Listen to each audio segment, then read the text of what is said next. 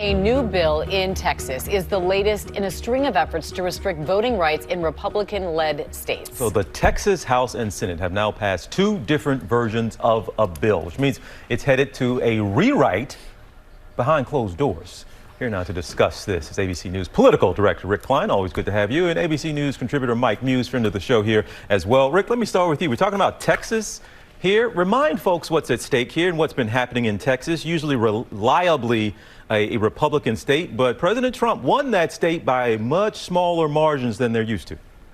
That's exactly right. And since the election, there's been a wave of bills in Texas and many other states that would restrict the ways that people vote. Now, it's unclear how the process is going to end. It's all going to have to get wrapped up in the last 10 days now of the Texas legislative session. But what is clear is it's very likely that some legislation is going to reach the governor's desk that would potentially limit the number of hours that polling places can be open, limit drop boxes in more urban counties, and also change the way that things look even at a polling place, giving more powers to partisan poll watchers, for instance, also making it harder for elected officials to solicit people, ask people if they want to vote by mail. So these are pretty significant changes, and they mirror what's going on in a whole range of states in action that's been taking place since the 2020 election. And these significant changes, Mike, these restrictions would disproportionately affect people of color. And yet the panel that is making this decision is all white.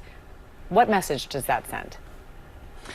Well, there's a couple of things, Amy, that is signaling. It's signaling that these Republicans in the state legislature don't recognize the diversity of the state and really don't appreciate the diversity of the state. And if this is truly, and I put it in air quotes, was about election fraud, they want to make sure that all individuals from all counties, from all demographics, was reflective at the table. But what it's signaling that's just not what it is. What it's signaling is they're trying to be as restrictive as possible to eliminate everyone to have true access to polling locations and access to vote in order to keep themselves retained in power. I think they're signaling a disservice to the community and the residents of the state of Texas. But Rick, the argument is always that you hear at least is that you want to protect the election process, or we need to have uniformity. Do those arguments hold up? Because again, we keep calling it the big lie, but it seems like that lie continues and continues, that in some way this last election was not legit or wasn't fair or there was widespread fraud.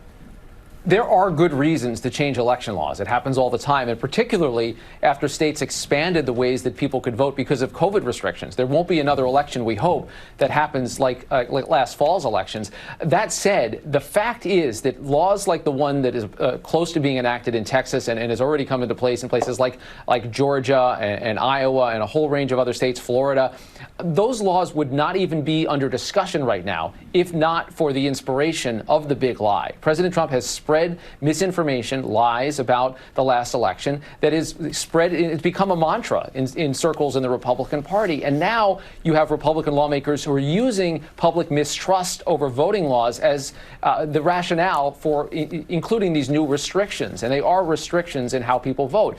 Any change to voting law, obviously, it's a very personal matter. It doesn't matter what happens in other states, other counties. People are used to the way they vote. And this law in Texas, like many others, would change that for countless individuals. Yeah, and Mike, as Rick was just referring to, this obviously isn't just about Texas. This is actually 47 states. Restrictive voting bills have been introduced in each of those legislatures. So what can Democrats do to try and push back against some of these restrictive measures? I think, one, the fight is always about the state legislators and keeping the activists and civil rights leaders and voting rights activists engaged in this fight. But really, Amy, I think the true test is going to come in the Congress and in the federal government. There's two bills that I want to highlight that is circulating in Congress right now. The one bill is For the People Act of 2021. What that would do, Amy, is that would put a checks and balance and would really essentially erase all the restrictive measures that these state houses and state legislatures are attempting to do to restrict voting access. It will permit uniformity across the states. Now, obviously, it only impacts the federal elections, but normally if they have to put those processes in place on the federal level for federal elections, it'll be difficult for them to undo that just for state and local elections.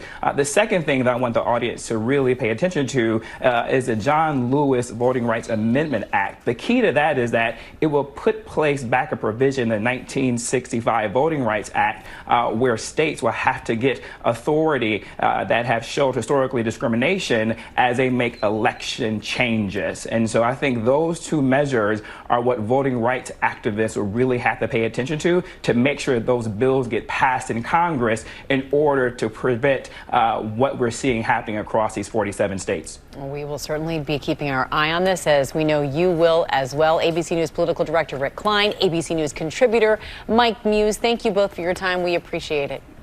Thank you. Thank you. Well, hey there, GMA fans. Robin Roberts here. Thanks for checking out our YouTube channel. Lots of great stuff here. So go on, click the subscribe button right over here to get more of awesome videos and content from GMA every day, anytime. We thank you for watching, and we'll see you in the morning on GMA.